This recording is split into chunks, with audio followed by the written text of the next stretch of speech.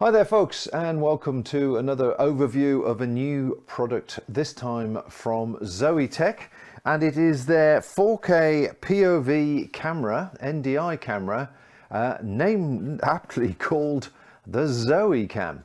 So I thought I'd do a quick unboxing here, and we can take it from there before we go through the actual items. But it comes in the same size box as the ZowieTech boxes I reviewed before, and it is rather a sweet little deal. Anyway, inside you've got your usual quick start guide, a USB to USB-C connector. You have the cam itself, which, as you can see, is very small indeed. Let's just go for another close-up on that. There you go. So there's the camera. Let's start at the front. So this is the M12 manual lens. A couple of small air vents on the front. Tally lights. As we go round it, you see there is a 1/4" thread on the side. There's a 1/4" thread on the bottom, and there's a 1/4" thread on the top. More of that shortly. And then on the back, we have the PoE Ethernet connector, the audio in connector, HDMI out, the 3G SDI connector, a USB-C power slot, and a 4-way little on camera adjust button, which we will come on to later. Going back to the box.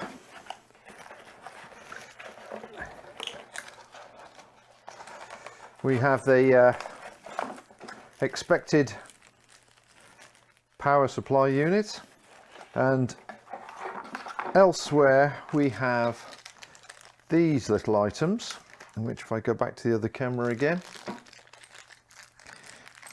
and we've got here is a little cold shoe mount, which will screw onto the side or top of the camera, and a CS mount to C for the lens. As I say, this is an M12 lens, which unscrews like so. You can see the 1/2 inch sensor there, Sony sensor, and this is a flange which adjusts that thread, which I believe is the CS thread, to a C mount camera. The flange depth is different. Anyway, let's pop that back on there.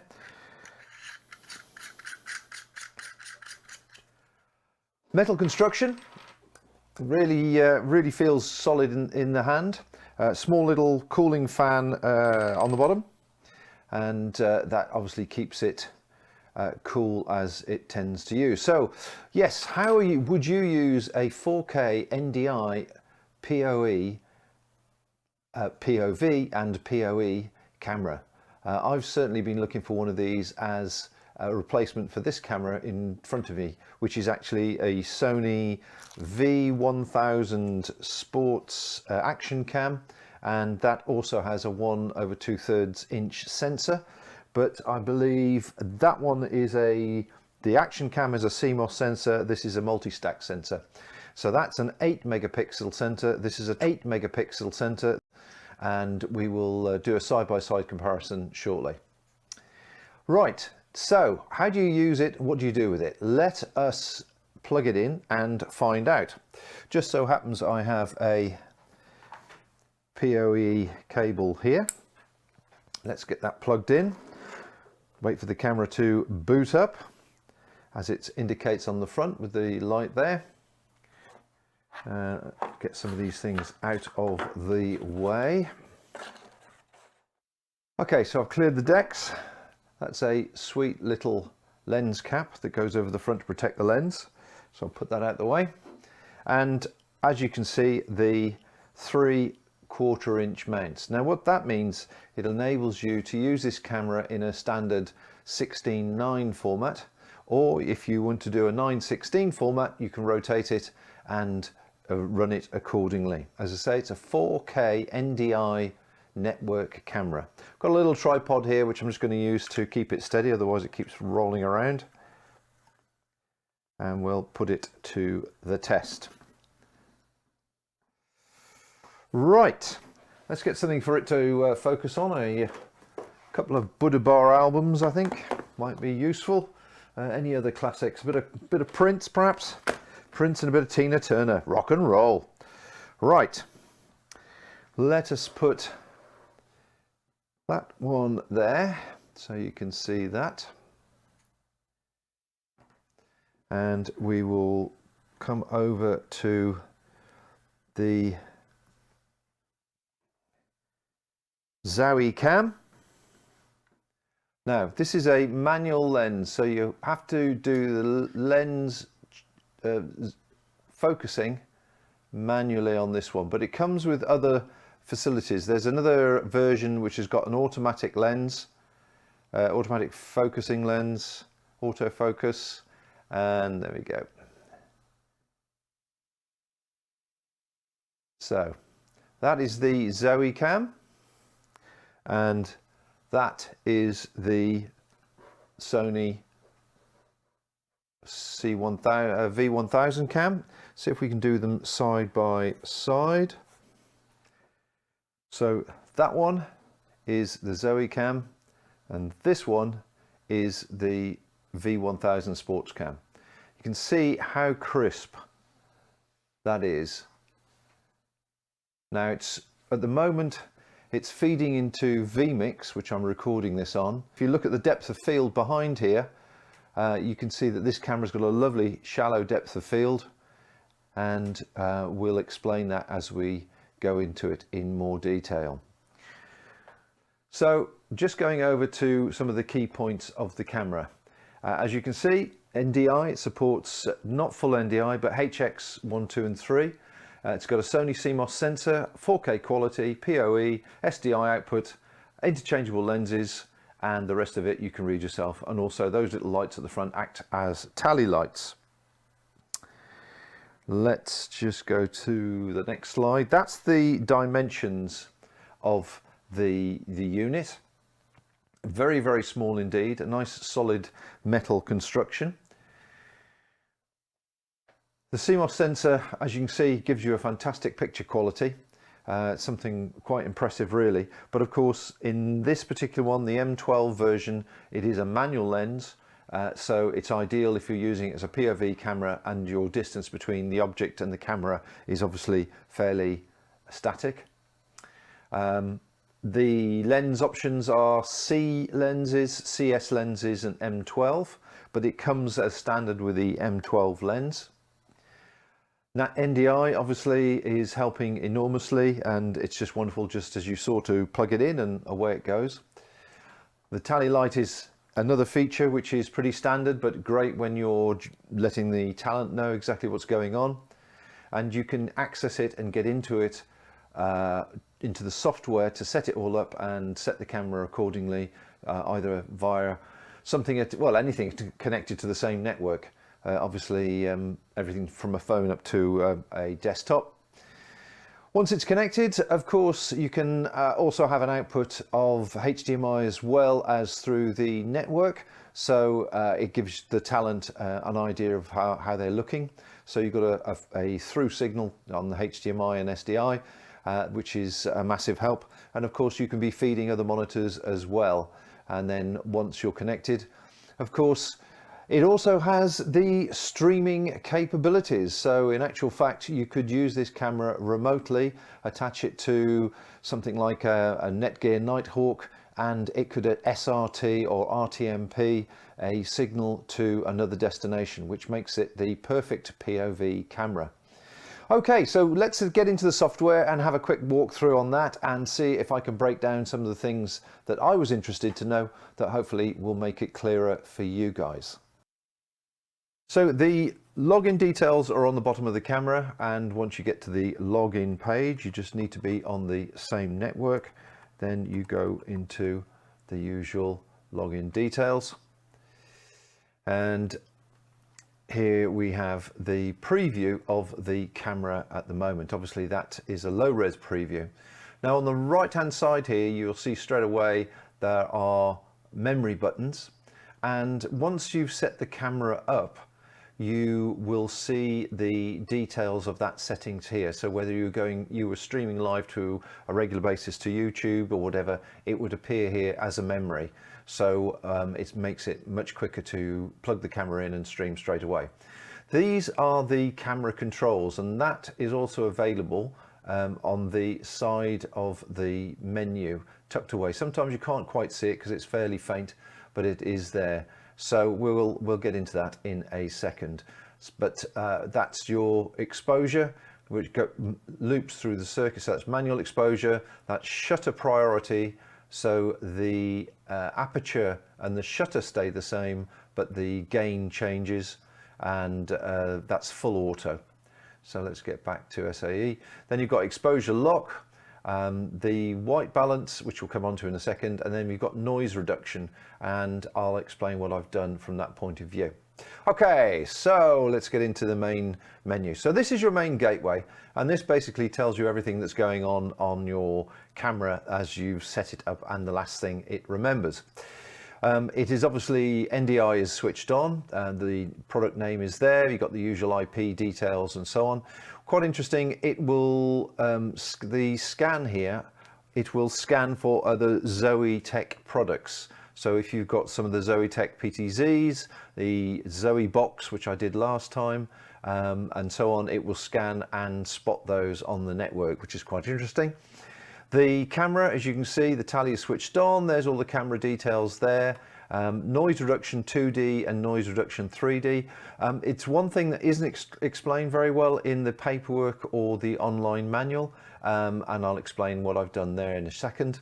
The tally modes on auto, etc. Now it will do 2 streams at the same time. The current stream, the main stream that's going into vMix to get the quality of the picture, as you can see, is a full ND H265 and HX3, and that's because it's 4K, it's 25 frames a second, but if I drop that to HD, then you've got numerous frame rates that are available to you. The second stream has to be smaller than the first. Because the first stream is 4K, it's limited to quite a small second stream, but if that was, the first stream was HD, then the second stream could be to 720. And then we've got the video out here and the audio as you would expect, the streaming details, and then obviously the NDI quality that's going on down here. So that's the main dashboard.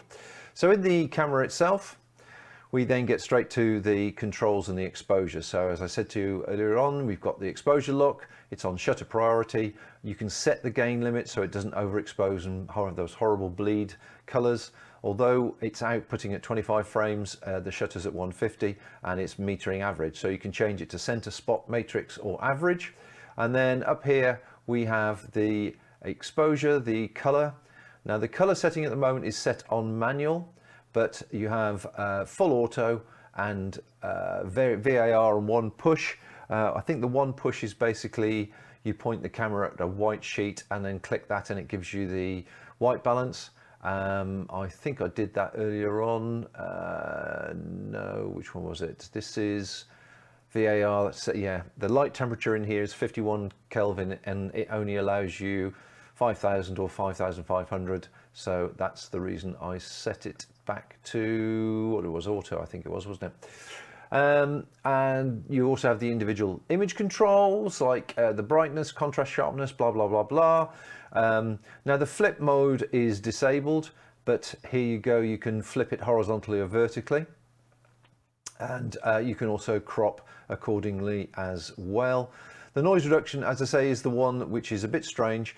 When it comes out of the pack, both these noise reductions have a number on there. I can't remember what it was, to be honest. So I found when I turned it to 8 on the 2D, all the aberrations seem to disappear. And although this is a low res picture and you can see some fluctuation down in this corner here, the picture quality looks absolutely fantastic on a big monitor. And the style, obviously, is a sort of a shortcut to a preset for clarity and softness or whatever. I had to go through those, but I didn't really find anything that suited my particular needs. Tally light, as you would expect, manual or auto. You either enable it or you don't. You can tell it to stream in 265 or 264. I thought I'd do 265 and been very impressed with the quality. The BP, MP and HP, I'm presuming HP is the high quality one, which it seems to be. As you can see, it's 4K at a variable bit rate or steady bit rate. 100% frame. So I wanted the best possible quality to show you what it could achieve, and obviously you've got the details of the second stream. It's just confirming what the video output is that's coming out the HDMI socket, so that the appropriate monitor could be plugged into that. And now you've got this, which is an on-screen display, which actually is quite useful. Let me just try something here. So currently this canvas, as it says in the top corner here, is actually HD, although the output of the camera at the moment is currently 4K. So what you can do is you can call in an image, a JPEG or a PNG, or you can add some text.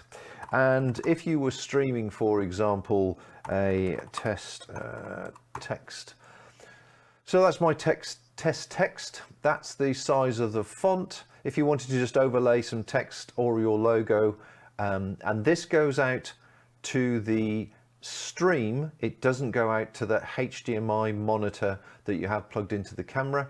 Let's have this bold and the font Helvetica or whatever. Now I've got it there and I'll pull it down to here. Now don't forget, this screen that you're looking at is HD, whereas that's what it looks like on 4K. So that's in the middle of the screen, and for some reason they don't allow you to see a preview in 4K on this particular page. So the best I can do is get the text from that's the top right corner, top left corner, bottom left corner and bottom right corner on the preview screen. So that's as far as I can move the text. However, if that was HD rather than 4K that I'm streaming to vMix in, then I would be able to move the text all over the screen.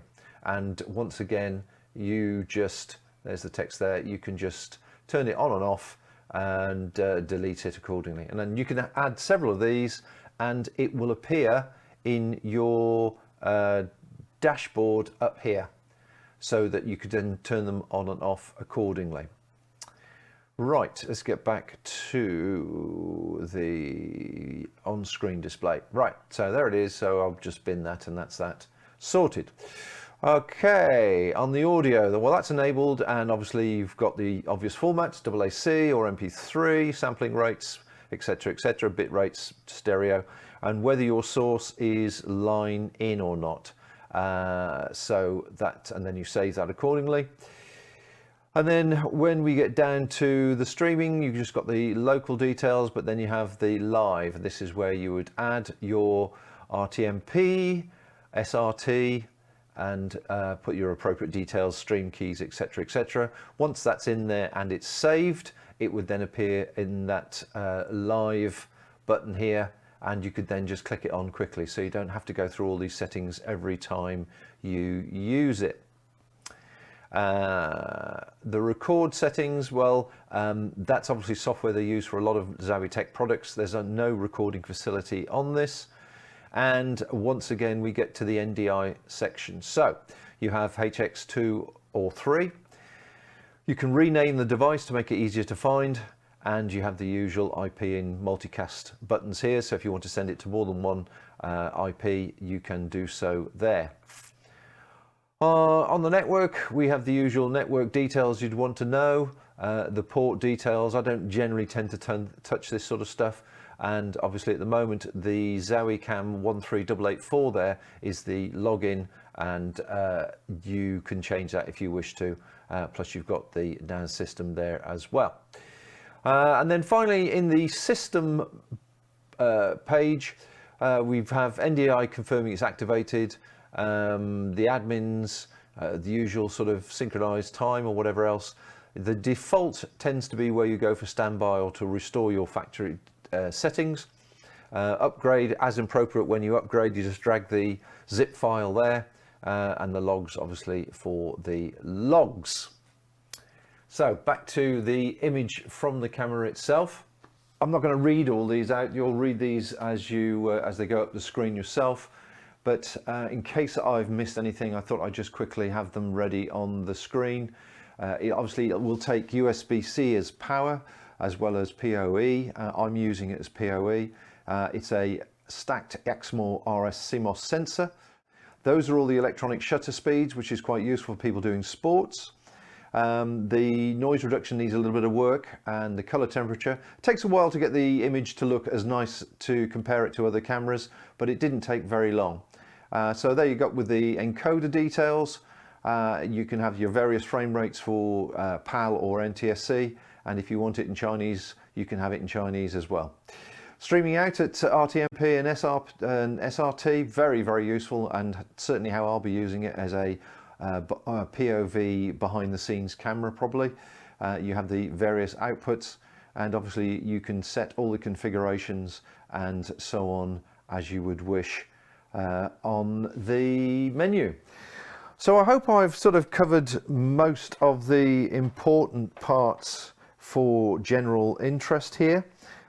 I think it's a fantastic little POV camera. The fact that it's 4K, the fact that it's PoE like that, just mount that up in the corner somewhere, or close up on a piece of machinery, or perhaps in a car if you were doing a carpool karaoke or something like that.